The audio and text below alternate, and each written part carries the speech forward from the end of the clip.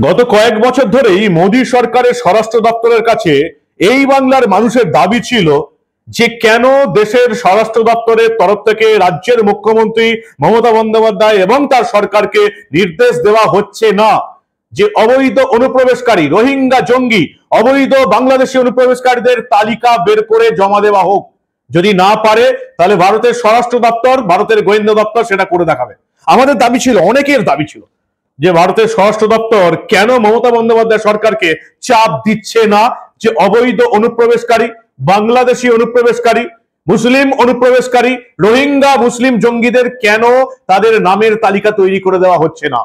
সেটা তো হয়নি, উল্টে গোটা ভারতবর্ষের মানুষ জেনে গেছে কিভাবে মমতা বন্দ্যোপাধ্যায় সরকারের আমলে তৃণমূলের নেতা নেত্রীরা অবৈধ বাংলাদেশিদের এই রাজ্যে ঢুকিয়ে বা যারা ঢুকে পড়েছে তাদেরকে ভোটার কার্ড এবং আধার কার্ড তৈরি করে দিয়েছে।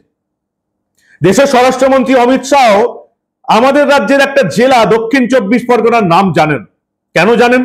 কারণ এই ভারতবর্ষে যে সমস্ত অবৈধ অনুপ্রবেশকারী ধরা পড়ে তাদের অধিকাংশের ভোটার কার্ড এবং আধার কার্ড তৈরি হয়েছে আমাদের পশ্চিমবঙ্গের দক্ষিণ 24 পরগনা থেকে।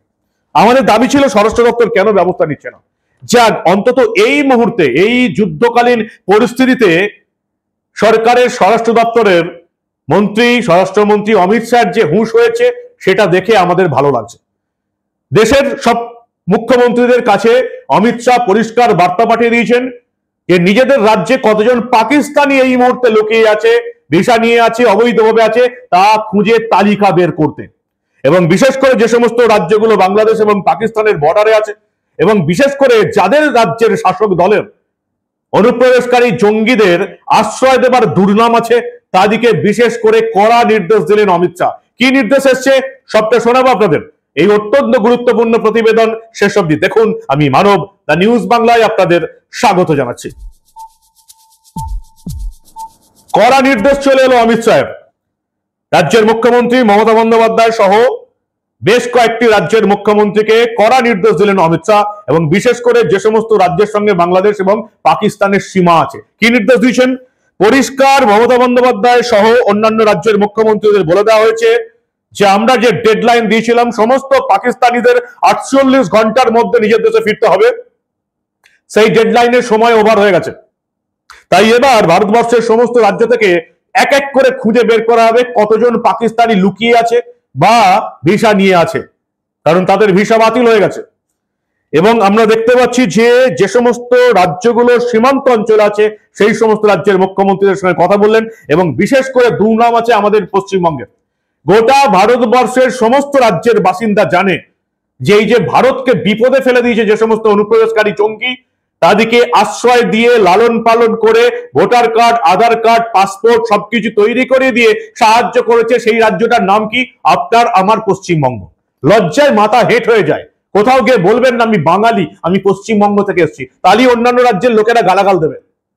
কারণ মমতা বন্দ্যোপাধ্যায়ের সরকার, মমতা বন্দ্যোপাধ্যায়ের তৃণমূল কংগ্রেস এই রাজ্যে অনুপ্রবেশকারী রোহিঙ্গা জঙ্গিদের জামাই আদরে রেখে দিয়ে তাদের ভোটার কার্ড এবং আধার কার্ড, প্যান কার্ড, পাসপোর্ট তৈরি করে দেওয়ার ব্যবস্থা করেছে। এটা আমি বলছি না, কোনো বিরোধী দলের নেতা নেত্রী বলছে না, মমতা বন্দ্যোপাধ্যায় দলের নেত্রী নেতারা একেবারে প্রকাশ্য সবাই ঘোষণা করে দেন অমুক চাচার কাছে যেতে হবে তবে ভোটার কার্ড, আধার কার্ড হবে।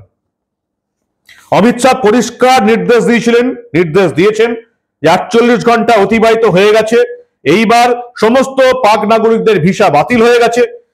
এখনো যারা বিভিন্ন রাজ্যে পাকিস্তানি লুকিয়ে আছে তাদেরকে খুঁজে খুঁজে তাড়াতে হবে, পরিষ্কার নির্দেশ দিয়েছেন কেন্দ্রীয় স্বরাষ্ট্রমন্ত্রী অমিত শাহ। রাজ্যের মুখ্যমন্ত্রীর তরফ থেকে এখনো কোনো বার্তা আসেনি, তবে এই স্থায়ী নির্দেশিকা নিয়ে কিন্তু সরকারিভাবে এখনো কিছু জানানো হয়নি।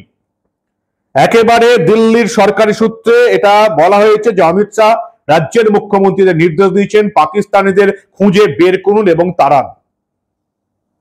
আগামী 29 এপ্রিলের মধ্যে তাদেরকেও দেশ ছাড়তে হবে যারা মেডিকেল ভিসায় এদেশে এসছেন।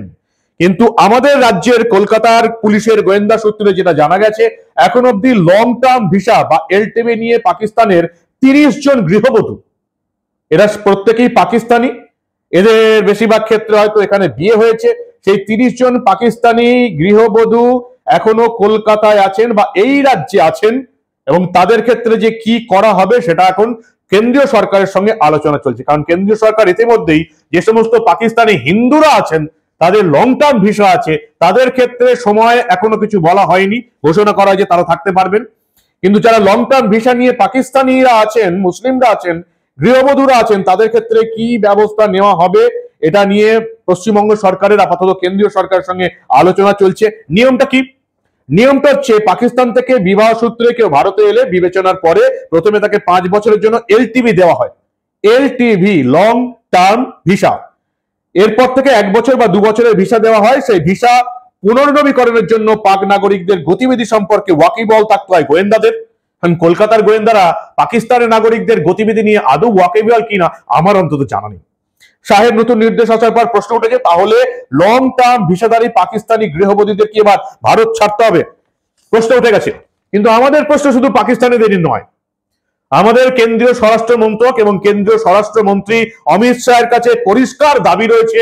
পাকিস্তানিদের যেমন খুঁজে বের করা নির্দেশ দিচ্ছেন রাজ্যের মুখ্যমন্ত্রী মমতা বন্দ্যোপাধ্যায়কে, তেমনি কবে আমরা দেখতে পাবো স্বরাষ্ট্র দপ্তরের তরফ থেকে স্বরাষ্ট্রমন্ত্রী অমিত শাহ রাজ্যের মুখ্যমন্ত্রী মমতা বন্দ্যোপাধ্যায়কে এই নির্দেশ দেবেন, সরকারি নির্দেশ দেবেন, কেন্দ্রীয় সরকারি নির্দেশ, যে অবৈধভাবে বসবাসকারী বাংলাদেশিদের চিহ্নিত করুন এবং তাদেরকে ফেরত পাঠাবার ব্যবস্থা করুন।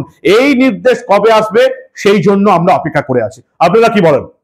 আপনাদের মূল্যবান এবং গুরুত্বপূর্ণ মতামত জানান দা নিউজ বাংলার কমেন্ট সেকশনে। কি মনে করেন আপনারা? মমতা বন্দ্যোপাধ্যায় এই রাজ্যে পাকিস্তানিদের খুঁজে বের করে কেন্দ্রীয় সরকারকে রিপোর্ট দেবে, কলকাতার গোয়েন্দাদের কাজে লাগাবেন? দেখতে থাকুন দা নিউজ বাংলা। আমরা আবার এই গুরুত্বপূর্ণ মুহূর্তে রাজ্য এবং কেন্দ্রে ঘটে যাওয়া এই ধরনের অনেক খবরই চেপে রাখতে দেব না।